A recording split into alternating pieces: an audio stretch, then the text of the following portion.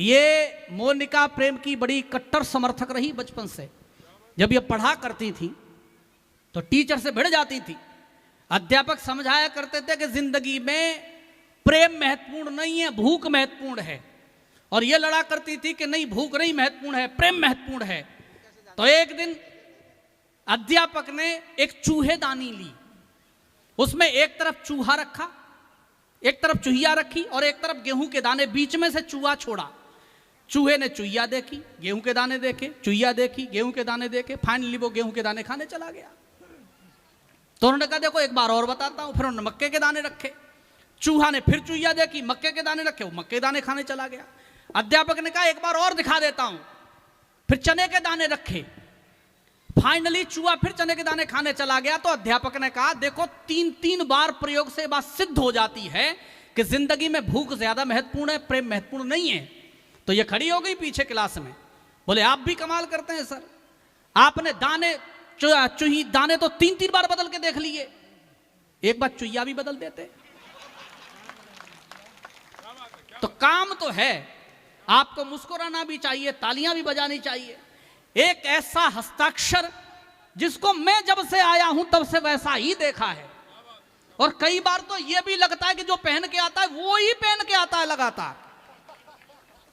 लेकिन मेरे बहुत प्यारे बड़े भाई हैं जिन्होंने मुरसान से, छोटे से कस्बे से निकलकर पूरी दुनिया को हंसाया। आपके अपने चहेते, आपके अपने, मैं उन्हें बुलाना चाहता हूं भाई सबरस मुरसानी जी को।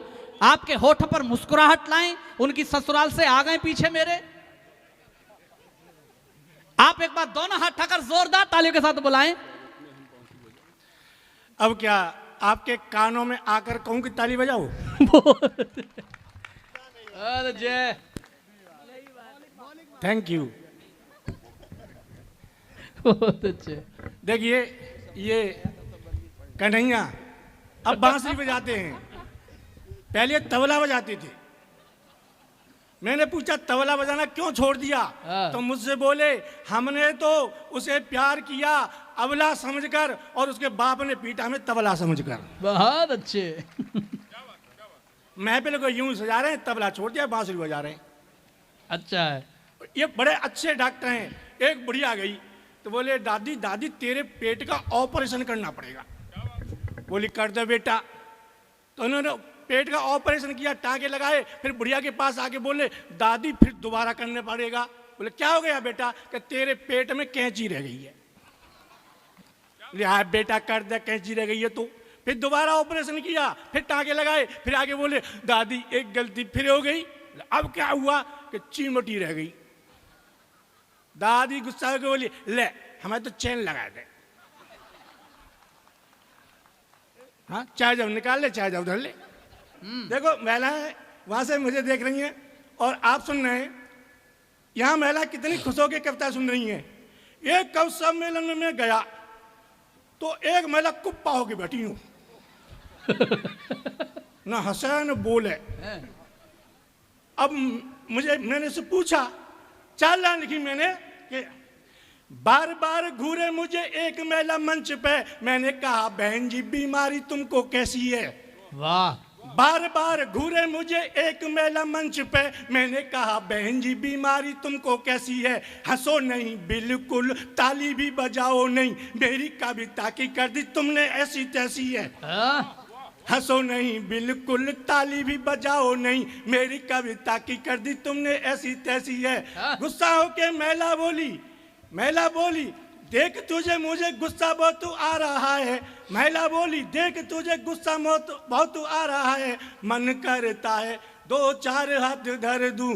महिला बोली देख तुझे गुस्सा बहुत आ रहा है, मन करता है 2-4 हाथ धर दूं।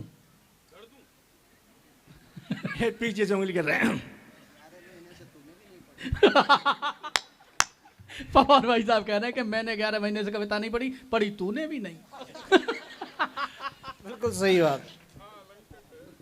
देखो जिस इस देश का कोई क्या बिगाड़ सकता है? जिस देश के पशु पक्षी जानवरों में भी देशभक्ति भरी हो, उस देश का कोई क्या बिगाड़ेगा? बहुत अच्छे। देखें आप, जब मैंने गीत लिखा, ये प्रेम के गीत सुना रही थी तो मेरी पत्नी बोली ऊट पटांग बातें करते हो। कभी तुमने जैसे मनवीर लिखते हैं, दादा पवार लिखते हैं, ये लिखती है प्रेम के गीत, तुमने कुछ लिखा? कोई गीत लिखा? पत्नी ने चैलेंज किया, तुमने कि सुन तेरे लिए मैंने चैलेंज लिखी श्रृंगार रस की। बोली श्रृंगार रस की? मैंने कि घोर श्रृंगार रस की, घनघोर। बोली जल्दी सुनाओ। मैंने कि सुन कि महाकाली मैया सी तू, ये घोर श्रृंगार रस है, सच कहता हूं। बोली ये क्या कह रहे हो? मैंने कि तू श्रृंगार करके आ तो फिर जा। अब वो गई श्रृंगार करने, अब काले शरीर पर का श्रृंगार करे? काले शरीर पर लाल साड़ी, लाल ब्लाउज, लाल चप्पल, लाल चूड़ियां, लाल बिंदी, लाल सिंदूर लगाकर बोली कैसी लग रही हूं? ओ मैंने देखा काले शरीर पर लाल ही लाल। मैंने कहा देवी तू ऐसी लग रही है जैसे कोयले की खान में आग लग गई है।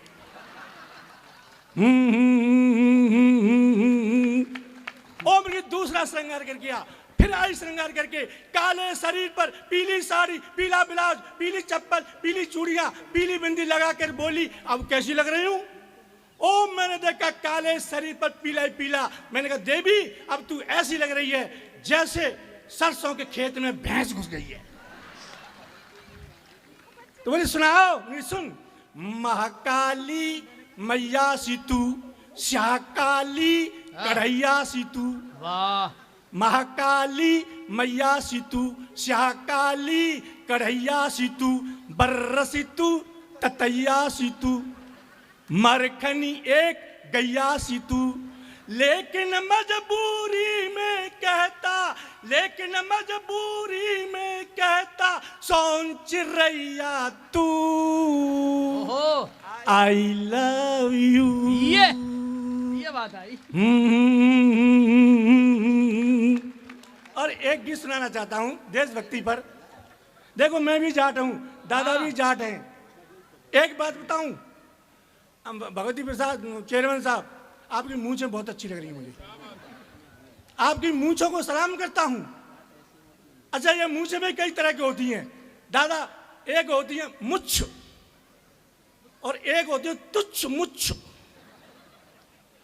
और एक होती है समुच्च मुच्छ और एक होती है पुच्छ मुच्छ। घड़ी टाइम बताती है मूंछें। दादा की मूंछें ऐसे या 6:35 हो रहे हैं, किसी के होते हैं 11:55, किसी के होते हैं 9:15 बज रहे हैं। तो मैं आपके मुंह को सलाम करता हूँ, समुच्च मुच्छ वाले हैं आप, इनके सम्मान में। अब मैं भी जाट, देशभक्ति मेरे अंदर, मैंने मिलिट्री का फॉर्म भरा फौज के लिए। अब मैं गया इंटरव्यू देने, तो वो अधिकारी बोला कितने साल को है? मैंने कहा 50 साल को हूं। बोले शर्म नहीं आती है? 50 साल का हो गए और तू मिलिट्री का फॉर्म भर रहा है फौज का। मैंने कहा शर्म तो तुझे नहीं आती है? बोला क्यों? मैंने कहा जब मैं 18 साल का था तब से फॉर्म भर रहा हूं लगातार। अब तू ना ले रहा तो शर्म तो आनी चाहिए। और वो अधिकारी बोला लेकिन एक बात बता, इंटरव्यू तो कल का है और तू आज क्यों आ गया? मैंने कहा आज तुझे ये बताने आया हूं, अब तू मेरे भरोसे मत रहियो, तब और ले लियो। बोला लगता है तू जाट है। मैंने कहा मैं जाट हूं। तो बोला तो फिर कोई ऐसा काम कर, वीरता का युद्ध हो रहा है कारगिल का, वहां जा और कुछ करके दिखा, फिर मैं तुझे ले लूंगा, भर्ती करवा दूंगा। अब उसने कारगिल के युद्ध में भेज दिया। इधर इधर मुस्लिम रेजिमेंट पाकिस्तान का, इधर हिंदुओं का जाट रेजिमेंट। सुबह युद्ध होगा। अब जैसे जाट रेजिमेंट आया उधर मुस्लिम रेजिमेंट में खड़ा हुआ। मैंने कहा नजरुद्दीन खान।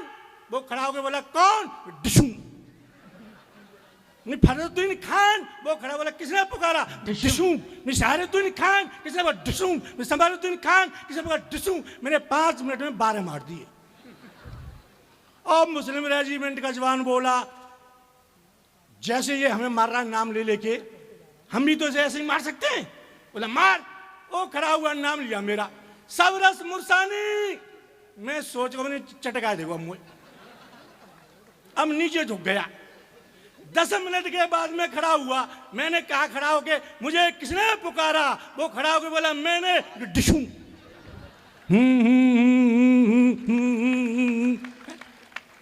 अब वो बोला भाई तुमने कमाल कर दिया, परेड हो रही है, परेड में जाओ तुम। अब वहां सैनिक खड़े, जवान परेड में लाइन लगा करके, अब मैं भी खड़ा हो गया। अब मैं बीच में खड़ा था, बोला आराम सावधान। अब मैं जानता नहीं कि दायां पैर कौन सा बायां पैर कौन सा है। वो अधिकारी बोला सारे जवान बायां पैर उठा के खड़े होंगे, बायां पैर उठा के खड़े हो। अब मैं दायां पैर उठा लिया और सामने से अधिकारी ने देखा, बोले ये कौन सा जवान है जो दोनों पैर उठा के खड़ा हुआ है। वो दूर से देख रहा कि एक आदमी दो टांग उठा के खड़ा है। मैंने सर में इधर आओ, मैं गया उसके पास, उसने मुझे माला पहनाई और जवानों से बोला सीखो इससे कुछ।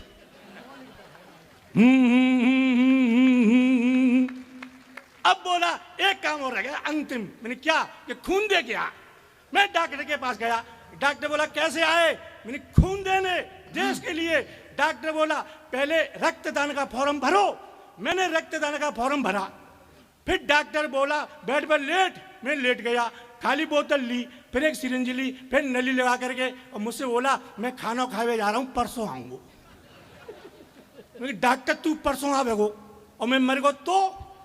बोला जी बोतल भरेगी 3 महीना में, तो मैं खून है ही ना। अब मैंने कि मान में मर गया तो? बोला तेरे मरने का मुझे कोई गम नहीं। मैंने क्यों? कि देख तूने फॉर्म कैसा भरा है। जब मैंने फॉर्म देखा, उस बेईमान डॉक्टर ने रक्तदान की जगह प्राणदान का फॉर्म भरवा लिया मुझसे।